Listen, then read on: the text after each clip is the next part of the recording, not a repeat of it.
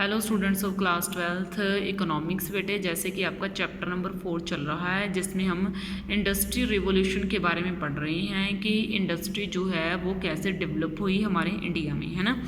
जिसमें बेटा हमने 3 पोर्शंस आपके कवर कर लिए थे। आज बेटा मैं आपका 4th उठा रही हूँ जिसमें डेवलपमेंट ऑफ एसएसआई, यानी कि जिसमें हमने स्मॉल स्केल इंडस्ट्रीज़ के बारे में पढ़ना है कि गवर्नमेंट ने कैसे स्मॉल स्केल इंडस्ट्रीज़ को प्रेफर करा, कैसे स्मॉल स्केल इंडस्ट्री को प्रमोट करा और कैसे एम्प्लॉयमेंट का गोल पूरा करा।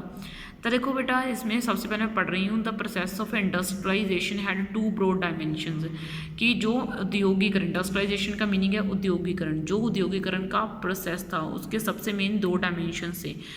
सबसे पहला है growth of large scale industry, यानी कि जो बड़े लेवल की इंडस्ट्रीज़ हैं उनकी ग्रोथ जो है वो करी गई किसको जनरेट करने के लिए, इंफ्रास्ट्रक्चर फैसिलिटीज़ को जनरेट करने के लिए। यानी कि लार्ज स्केल इंडस्ट्री तो हमें पता ही है कि जैसे बड़े बड़े लेवल की मशीनें चाहिए, बड़े बड़े लेवल का कारोबार चाहिए, तो उसके लिए तो बड़ी इंडस्ट्रीज़ चलेंगी। लेकिन जो छोटे लेवल का है जैसे सिलाई कढ़ाई का काम हो गया, इनसे हटके कोई छोटे मोटे स्पेयर पार्ट्स वगैरह बनाने हो गए, कोई नॉर्मल सी चीज़ें बनानी हो गई, फैक्ट्री में घी वगैरह बनाना हो गया, तो इसके लिए तो स्मॉल स्केल इंडस्ट्रीज़ बहुत हैं, तो इनको ही प्रेफर करना चाहिए, इससे एम्प्लॉयमेंट फैलता है भाई। तो growth of small scale industries to generate employment opportunities beside social justice. Social justice तो होनी चाहिए कि छोटे लोगों को मतलब छोटे कामों में भी लोगों को इन्वॉल्व करना चाहिए, ठीक है। तो ऐसा नहीं है कि सिर्फ बड़ी इंडस्ट्रीज को डेवलप करो, छोटी इंडस्ट्रीज को भी डेवलप करना होगा अगर हमें अपनी इकोनॉमी को आगे बढ़ाना है। तो आगे जो है मैं आपको पढ़ाती हूँ। अ स्मॉल स्केल इंडस्ट्री जो है is presently defined as one who investment doesn't exceed 5 crore. तो स्मॉल स्केल इंडस्ट्री वो इंडस्ट्री होती है जिसकी इन्वेस्टमेंट 5 करोड़ से ज़्यादा की नहीं होनी चाहिए।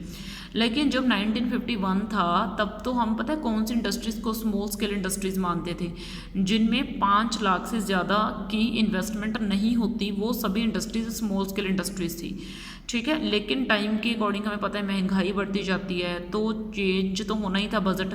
तो पहले क्या था, 5 लाख से कम की जो इन्वेस्टमेंट थी करने वाले 1951 में वो माने जाते थे क्या, स्मॉल स्केल लेवल के। लेकिन अब 5 करोड़ से ज़्यादा जो इन्वेस्टमेंट नहीं करते वो माने जाते हैं स्मॉल स्केल लेवल में। तो आगे है द रोल, जो रोल है स्मॉल स्केल इंडस्ट्रीज़ का in achieving the goal of planning को अचीव करने के लिए वॉज अंडरलाइंड बाय, ये तो मतलब underlined by the Karve committee in 1955। जो 1955 में एक कार्व कमेटी बनाई गई थी, उन्होंने इसके बारे में सोचा कि स्मॉल स्केल इंडस्ट्रीज़ को डेवलप करना चाहिए।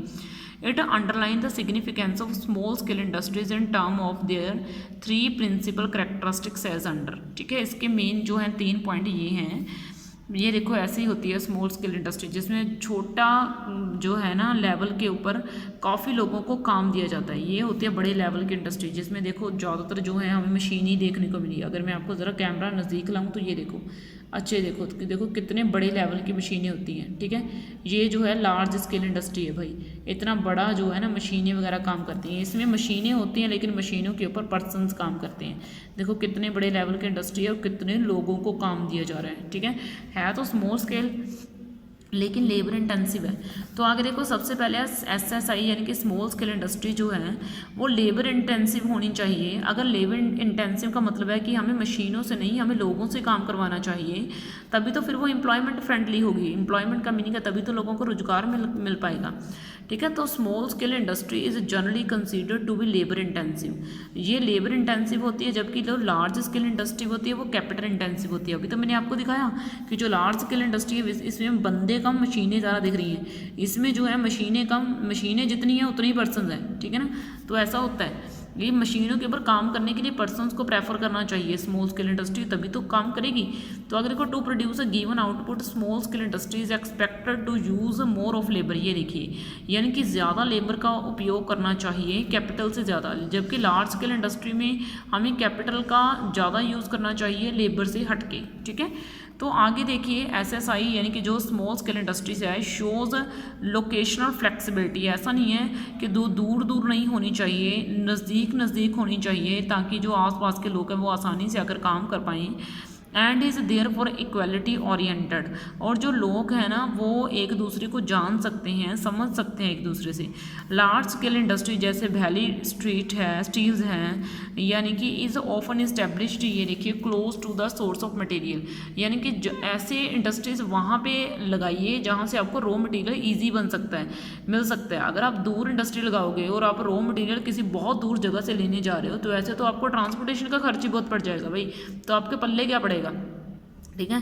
तो this is because raw material requirement at the large scale industry is very huge, ये देखिए, क्योंकि हमें पता है कि जो बड़े लेवल की इंडस्ट्री है उसके लिए काफ़ी इंपॉर्टेंट होता है रॉ मटेरियल, ठीक है। इसलिए जो रॉ मटेरियल जो है ना उनको देने का काम ज़्यादातर स्मॉल स्केल इंडस्ट्रीज ही करती हैं, तो इसलिए स्मॉल स्केल इंडस्ट्रीज और लार्ज स्केल इंडस्ट्रीज थोड़ी क्लोज होनी चाहिए, ठीक है। It's a transportation from a distance place, ये देखो, वरना अगर दूर हुई रॉ मटेरियल की ज़रूरत पड़ी कहीं से भी पड़े तो उसका कॉस्ट जो है ट्रांसपोर्टेशन का वो बहुत ज़्यादा पड़ जाएगा जितनी दूर हुई है ना इंडस्ट्रीज अपने रॉ मटेरियल से।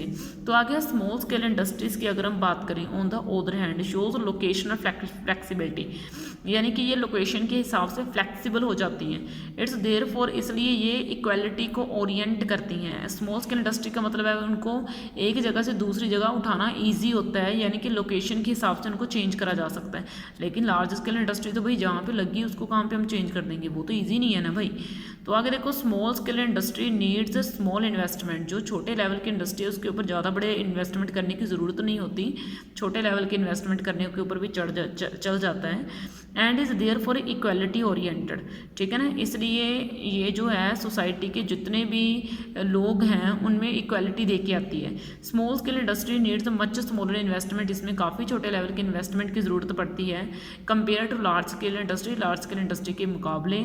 Accordingly it doesn't lead to concentration of economic power, ये इकोनॉमिक पावर के ऊपर कंसंट्रेशन नहीं करती, बल्कि ये प्रेफर करती है कि हमने अलग अलग सोसाइटी के अलग अलग लोगों को इक्वल कैसे करना है, ठीक है। आगे है salient features of the strategy of industrial growth during the period 1950 से 1990 के बीच में हमने क्या क्या जो है इसके फैक्ट देखने को मिले इंडस्ट्री के, चाहे वो अच्छे फैक्ट थे चाहे वो बुरे फैक्ट थे, कैसे थे, हमें ये सब चीज़ें जाननी है। Principal feature of the strategy of industrial growth during the period 1950 to 1990, यानी कि जो प्रिंसिपल फीचर्स हैं किसके, इंडस्ट्रियल ग्रोथ की स्ट्रेटजी के 1950 से 1990 से लेकर वो इस तरह हैं। Public enterprises were to play a central role in the process of industrialization, यानी कि जो गवर्नमेंट थी उसने बहुत बड़े लेवल के ऊपर योगदान दिया था इंडस्ट्री को डेवलप करने के लिए।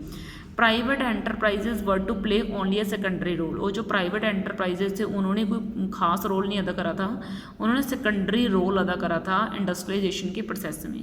And that to under permit licence raj, और फिर गवर्नमेंट ने प्राइवेट इंडस्ट्रीज़ के लिए लाइसेंस ज़रूरी कर दिया। It was a system under which private entrepreneurs were to obtain a licence from the industrial establishment, यानी कि कहता है ये एक सिस्टम था जिसमें प्राइवेट एंटरप्रेन्योर्स को मंजूरी पत्र ही दिया जाता था, एक कार्ड दिया जाता था मंजूरी वाला भी, आप इस काम को करने के एबल हो या नहीं हो, ठीक है। आगे देखो, process of industrialization focus on import substitution, और जो इंडस्ट्रियलाइजेशन था उसका सबसे मेन प्रोसेस पता क्या था कि हम जो चीज़ें बाहर वाली कंट्री से मंगवाते हैं हमें उन चीज़ों को अपनी कंट्री में सब्सटीट्यूट कर लेना चाहिए, हमें अपनी कंट्री में उन चीज़ों को बनाना चाहिए। Implying that the production of such goods was to accorded high priority, और इस तरह की चीज़ों को ज़्यादा प्रायोरिटी दी जाती थी हमारी कंट्री से जो हम दूसरी कंट्री से मंगवाते थे। एज़ फार एज पॉसिबल, और जैसे जैसे अच्छा होता गया, domestic industry was to be protected from foreign competition, हमें अपनी इंडस्ट्री को बाहर के कंपटीशन से भी बचाना था। जैसे उनके एक्सपो, जो हम सामान बाहर से अंदर लेके आते थे अपनी कंट्री में, उसके अंदर उसके ऊपर काफ़ी ज़्यादा हैवी जो है ना इम्पोर्ट लगा दो ताकि वो सामान महंगा हो जाए। जितना वो सामान महंगा होगा लोग उसको उतना ही कम खरीदेंगे और अपनी कंट्री के अंदर बनी हुई चीज़ को प्रेफर करेंगे, ठीक है। आगे है फिक्सेशन ऑफ इम्पोर्ट कोटा, और कितना सामान हमें अपनी कंट्री में लेके आना है उसका कोटा पहले ही निश्चित कर दीजिए, ठीक है। आगे है large scale industry was to be developed with the view to building an infrastructure base in the country, और जो लार्ज स्केल इंडस्ट्रीज़ हैं उनको डेवलप कीजिए क्योंकि हमें अपनी कंट्री के अंदर इंफ्रास्ट्रक्चर लेवल को बढ़ाना है भाई, ठीक है। आगे जो स्मॉल स्केल इंडस्ट्रीज़ हैं वॉज टू बी डेवलप्ड, उनको डेवलप किया गया इस व्यू से कि हमें अचीव करना है ऑब्जेक्टिव किसका, एम्प्लॉयमेंट का एंड इक्विटी का। जो स्मॉल लेवल के इंडस्ट्रीज़ हैं उनको डेवलप किया गया, कौन से व्यू को लेकर अचीव करना चाहते थे हम, एम्प्लॉयमेंट और इक्वालिटी का जो है ना हम वो अचीव करना चाहते थे, इसलिए हमने इसको जो है ना लिया। ठीक है, तो इस वीडियो में मैं आपके लिए इतना ही छोड़ रही हूँ। बैड जो गुड इफेक्ट है हम इसके वो नेक्स्ट वीडियो में कर लेंगे। ओके बेटा, थैंक यू।